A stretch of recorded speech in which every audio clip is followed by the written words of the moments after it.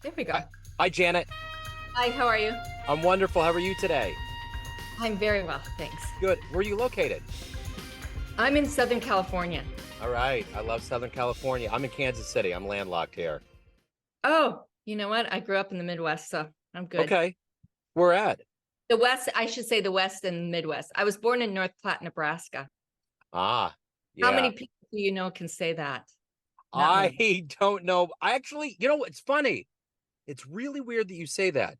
The guy that produces my radio show, Neon Jazz, he has a show called The Neon Beat.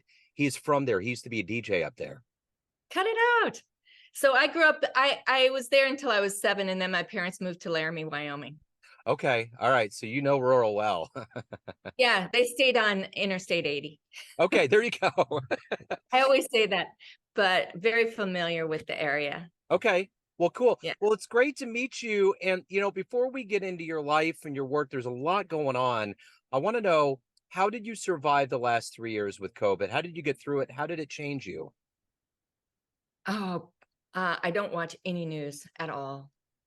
I read the headlines, maybe, like I'll scan, like I'll just look at it quickly, and I get annoyed a little bit. I don't allow myself to get annoyed, but I don't look at it because um it's interesting. When we were pulling out of Afghanistan, I used to tell some of my clients, look, read the headlines, don't watch the news, because you're going to get riled up, because the emotions come through, the energy comes through, and that's just how it goes. And I remember somebody working with a special ops guy, and they were listening to some things, and it came out that I had a friend that was so disillusioned. They said, do you know only 30% of the news we hear is real? And I said, what makes you think that we're different than anywhere else? I Yeah. mean, I think that's the same. But if you're talking about surviving COVID, I was lucky I had a cat, because I live alone. Yeah. So I have a cat. I had a cat, she passed, but I had a great cat. But I listened to more podcasts. I listened to podcasts. I was walking 8 to 10 miles a day, Wow. because they wouldn't even allow us on the beach here. Yeah. It was hardcore. I mean, it was hardcore out here in California. I mean, they wouldn't, and I live close to the beach, so they wouldn't even allow us on the beach. And so I just went within. And I think this is how I look at what happened during COVID. I think a lot of people either went within or they went to fear. So they went one of the other two ways. Yeah. Either they were gonna, and actually my biological family, they all went to fear. I was the only one that went the other direction. Like, I went completely the other direction. Yeah. And but luckily, my kids, after they realized if they saw me, they weren't going to kill me. I'm a single parent, so Yeah. it's kind of an interesting thing. But I mean, they used to come out, and we used to go for long walks. My two daughters and my son lived in Boston. I raised my kids in Boston, and so it was kind of interesting. And I think my kids finally kind of took it the same way, especially my son. He took it very much like I did. But I think society, if we're talking about programming, because that's what I do for a living, Sure. we can allow ourselves to get sucked into certain type of programming. And we have to ask ourselves and discern, is this real? Does this really resonate with who I am, or does this not? And is this contracting? I'll put it in other terms too. Is this contracting me or expanding me? Yeah. Because if it's contracting you, it's not healthy. Yeah. But if it's expanding you, like if you're watching something, I watched something on Alexander the Great the other night, and I was like, wow, I mean, I studied about him in school, but I had forgotten a lot of the stuff. So it was great to educate myself in that kind of place I would never do before. And so I was expanding myself in some sort of way. And so it's as simple as that. And so I just had a client yesterday who said, the best thing you ever taught me was, is this expanding you or is this contracting you? Yeah. That's a great way of putting it. Yeah, it's almost like when you're, if you're if you're interviewing for a job, right? Right. And you have a couple jobs and you're doing this pros and cons thing, right there, you're already contracting yourself Yeah. because you're limiting yourself to the pros and cons. Yeah. Yeah. So it's something I live my life by. But how'd you survive it? Did you do Well, well? it was the same thing, you know, it had a monopoly on us. I mean, you had to Yeah. get through it. Kansas City's kind of like Southern California. It's very expansive. Orange County, and we're in Jackson County, is you can get out and go to nature sanctuaries and get out and see things. So that was kind of the name of the game. You just had to figure out, maneuver, and get through it. So, but I agree. I think the news was one of the most destructive things. And someone that's been in media my whole life, if it bleeds, it leads, and it was never more present than it was then. And it was really, you know, there's times during election cycles where I just turn it off 100%, all of it. I don't want anything to do with it, you know. So it's kind of that idea. But yeah, it was. I'm Yeah, no, go Go ahead. ahead. I'm No, sorry. you go. Oh, I was just going to say, I'm looking forward to the truth sayers in media. Right. I'm, you know, I like think I you understanding it will probably promote that. I'm looking forward to people like yourself and other people who understand it and then find the avenue to promote. and I think that's the thing about it. Like, you know, at the end of the day, my whole credo with being in journalism is to not find the angle or be contentious or get into it. I think that that sways and destroys the foundation of what we're trying to do as humans, communicating with each other. And the one positive outgrowth of this pandemic was the fact that podcasts, which is really genuinely the voice of the people, became the number one central thing. I mean, I've been doing this since 2011, interviewing jazz musicians, and I only really in the last year branched out and have my famous interview series. But the whole time I did it, it was just all about getting to know these people and documenting the story accurately. And I think that the democratization of media has gone into podcasting, and you don't need a corporate logo to do that. You can do it, and if people believe it and it's genuine, they're going to follow you. You're going to get numbers. But if you're not and you're disingenuous, it's just not going to happen. Yeah, I agree. I agree with that. And so basically that's how I survived COVID. I was listening to podcasts. Yeah, right. I found my favorite like 5-6 people. And I would go on these long walks and then I did audible. I did Yeah, books. I yeah, did a lot of books. But I found my happy space. yeah, You know, I think it expanded me beyond what I can even express to you. yeah, So without going into detail, I can, from a consciousness evolution, yeah. my consciousness expanded exponentially. Yeah. Well, let's get into what you do for a living. I'm going to put you in front of a bunch of third graders. It's career day. And one of the kids looks up and says, "Hey, what do you do for a living?" How do you answer that child? I say to the child, well, you know how we might have some habits and some things that we may not like about ourselves. There's a few things that some of us might have. And so I just have you examine them. You know, are they helping you or are they hurting you? So, like, if you're talking meanly to somebody, is that helping you or is that hurting you? And Yeah. so we can change that. We can change how we speak to people. We can change that in ourselves. And so I help people do that. So what did you want to be in the third grade? What was your dream to grow up and become? Oh my gosh, if I can go to the second grade, and sorry, but I have to go to the second That's grade. fine. My teacher was Miss Melanie, and I wrote that I wanted to be a trapeze lady because, Wow. because it was the first time I had ever gone to the circus. Nice. And I really wanted to do that. But I Yeah. would say probably in third and fourth grade, I wanted to be a rodeo rider because Okay. I was riding horses all the time and I barrel raced and did all that. Right on. So you got an adventurous spirit. So let me ask you this. Go back to where you were born and raised. You mentioned Nebraska. What were these Yeah. seeds that were put into you to want adventure, to want to help people, and to kind of dig into the consciousness and get to that center? Well, I gotta say, I'm not so sure. I was born with some of it, but others came along the way.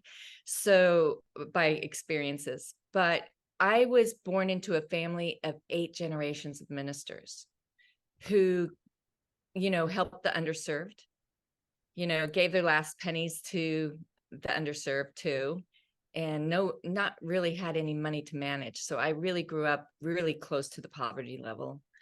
But I had really two really educated parents. I mean, my dad had 2 BAs, 2 masters, and a doctorate's degree, and my mom was a nurse. So I came from really well-educated parents, but this is the life that they chose, and it's the life that out of 7 brothers, 5 of them of my dad's, including my dad, became ministers. It just went down the line. And so this is what they did. And so that's the family that I grew up in, where I watched my parents, especially my father, always assisting the underserved. I mean, he was always out. And yet I have to say, I never really understood that we were at the poverty level. I mean, my parents went out and shot the meat that we ate, and I thought that was normal. Yeah. Yeah. I had no clue. Yeah. It wasn't until I got older and I went to college and, I saw all what everybody else had. And I was like, oh, okay. It's another world. It's another world. But how I got into, when I was 4 years old, I saw angels when my grandfather died in front of me. And I thought it was amazing. I couldn't believe what I was seeing. I saw these images, and when I would tell my dad never doubted any of what I was talking about. I mean, I would even talk to him about, like, if you're not baptized and you're a good person, do you go to heaven? I had all these questions, right? And I found myself at 10 going out into the field and doing the laying of hands on horses. Like, I would just put my hands out there and see if the horses would come. And I was just putting love through the hands. And I'm thinking, are they going to come? And they would come. And these weren't horses I knew. These were horses that would just come.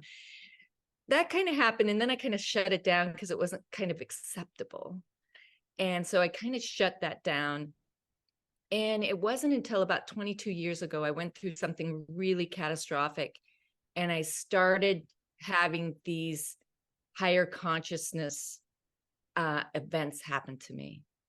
And I can't explain them. I levitated off of tables, seeing visions. I saw different things, and I still wasn't totally understanding it. And I took Reiki classes. I'm a Reiki master. I want to understand how energy flowing through our body works. It's scientific. It's part of quantum physics. So I was kind of interested in the science part too. So I'm kind of going both ways. And then I had something happen to me. Through my divorce, I was given some money, and now I could really help the underserved, both nonprofit and individual. Like, I was so excited because I was already chairman of the board of a nonprofit that helped homeless women get a better education so that they break the cycle with their kids. So, I mean, it follows a pattern, right? Mm-hmm. With my family. And I was helping an inner city hospital, raising funds, speaking in front of 700 people, that kind of thing. And I was, all of a sudden, people were attached to me for my money, and I couldn't say no. And before long, I was in arbitration. My financial advisor at the time had made an investment outside the scope of the firm. And, it was massive, massive loss. And I'm thinking the whole time, I'm going to lose this money. I'm going to lose this money. I never thought I wasn't going to win. And so when we put energy out there, I want the audience to understand that the biochemical effects of your brain functioning says that your thoughts affect your very cells. So here I'm sitting there going, I'm going to lose this money, right? And in the end, he was disbarred. The company was fine. I mean, they were all found guilty, but I only got 10%. Yeah. So now I'm like, okay, I understand the quantum physics or the energy part of this. I mean, Einstein said, match the frequency with the reality you wish for, and you can't help but bring it to you. That's not philosophy, that's physics. So I understood that, but now I'm going into epigenetics. And epigenetics is the coding that we get passed down through our ancestors that's imprinted in us. And I'm going to say it in layman's terms. It's imprinted in us, and we can either turn on or off that gene. So I had imprints of fear. I had imprints of, I wanted to know what my money consciousness was. That's what the driving force of really how I ended up doing what I do. My inherited money consciousness was 8 generations of ministers. Now, I don't want to discount what they did. They helped a lot of people. But at the time, that's not what I signed up for. And I couldn't understand why I had this thought process where I had to give everything away and not have anything to manage, nothing to manage. And so I always tell people, go back, be the student of your life, because this is what it takes. And so I did. I studied epigenetics. I studied neuro-linguistic programming. I studied everything, got certified in everything that could help me with my subconscious mind. And that could take me into kind of combining what I call energy, psychology modalities, and therapeutic techniques. I mean, I'm board certified in hypnotherapy, a bunch of different things. Yeah. And I learned how to decode and bring your brain into the whole brain state. In other words, bring your left cortex and your right cortex into agreement on your new belief. And so I basically probably have changed about 200 different things in me, just tweaking all the time. If something shows up, I sit in the feeling and take myself through it. But that's how I got here by accident. Yeah. No, that's fascinating. I mean, and it required a lot of effort on your part too.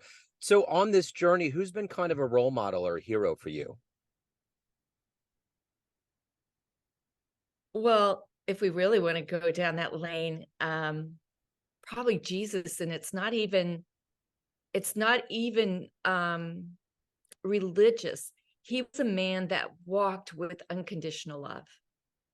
He was a man that helped a lot of people and basically told people, what I can do, you can do, and more.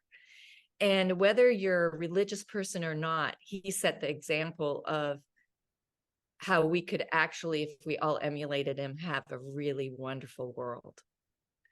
And so I think he set the example. So if you can meet anybody alive on the planet right now and spend some time with them, who would it be? It's funny, there's so many different people. I think I haven't met them yet. I'm going to be honest. I don't think they're out there. I don't think I know of them yet. Yeah. But I would love to get a room of a bunch of thought leaders, like even going down to religious leaders. I'd like to hear what Sadhguru has to say. I'd like to get Joe Dispenza in there too. I'd like to get, if Bob Proctor was still alive, I'd say, let's get him in that room, because Sure. he was a great guy. And there's just so many people, but I have to say a lot of the people that I pay attention to today have already passed, and they set such a high bar. I mean, Dr. Joseph Murphy, Neville Goddard, all these people were ahead of their time. And today we'd all be listening to them. We'd all be riveted by what they have to say. Yeah. And they're only coming out. They've only come out in the last, since COVID, really. Yeah. And so I think COVID tipped the consciousness for us all to be aware of what's out there. What is the motivator for you? You're talking about a lot of people that have a lot of motivation for what they're doing. What is that for you daily to get up, to do your work, help people, and accomplish what you want to get done? To see the seismic change in them, to see, to assist, to actually see. I'll give an example. The woman I had yesterday, she was fabulous, and but when I first met her, I'm certified in acupressure, kinesiology, and massage for equines and canines. So a friend had asked, would you come to this barn and do a demonstration of taping? And I said, sure, I'll come. So I came, and this woman came right up to me and she said, can I have a private with you and my horse? So I said, yes. And all of a sudden, they both came from different traumas. It was a Mustang who had been taken at 1 year old, a wild Mustang, and she had gone through trauma. And it was the whole part that we went through. It was a change for her and a change for the horse. And she came back, and we did one session for her abundance blocks, her wealth blocks. And she said, I've gone up a whole nother level and everything. And so for me, I'm so happy to assist people. So it's just having somebody say to me, thank you, is more than enough. But just sitting there and assisting somebody, or watching it happen, because sometimes there is one modality that, I don't know if you know Dr. Bruce Lipton, but he talks about it in the back of his book, Biology of Belief, that I have literally have people's voice change an octave when we do that. And for me, I know it's just a beautiful thing. And it's a beautiful thing to know that people are going to go out and live the life that they desire. And for me to be a part of it, I always say to people, it's an honor to assist. That's how I always say, great job, honor to assist, because I truly believe, I mean, I got into this by accident. Yeah. Yeah. So what are you the proudest of everything you've done in your life so far? What are you the proudest of? Oh, my 3 kids. I have Nice. 3. I have a son and 2 girls and 2 daughters, and yeah, love them bunches, and very proud. All 3, I have to say, solid citizens. so, so I'm very proud of them. So So if, that's wonderful. yeah, no, go ahead.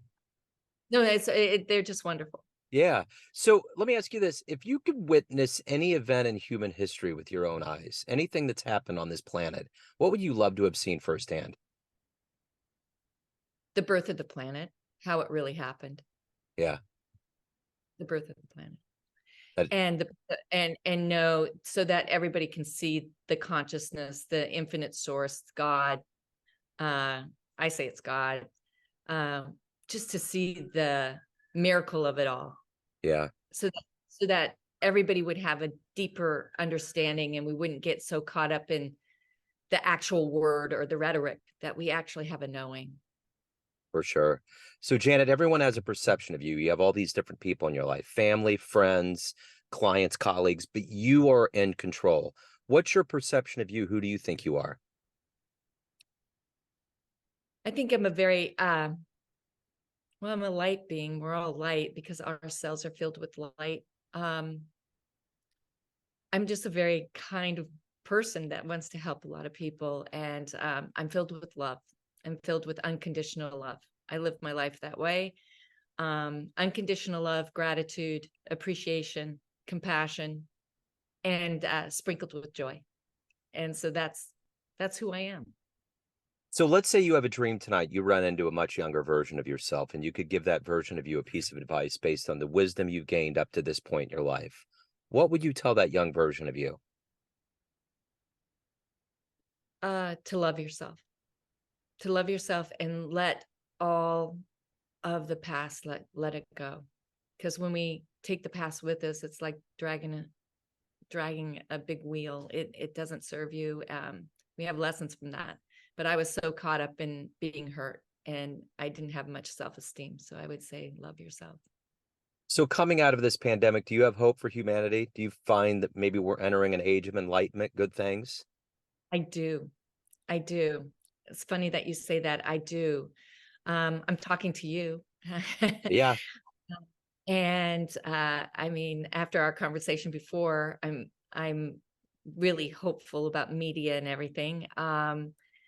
Yeah, I think that the more and more I talk to people, the more and more I find that the frequency of people, what they're what they're worried about, and what they talk about has shifted. Yeah. It's um it's really beautiful. I meet more loving people. I mean, I know that's hard for people to believe if they're listening, but I do. I meet a lot of loving and caring people, fun people, and people talking about this, and just the fact that people are talking about how consciousness has changed for us, and how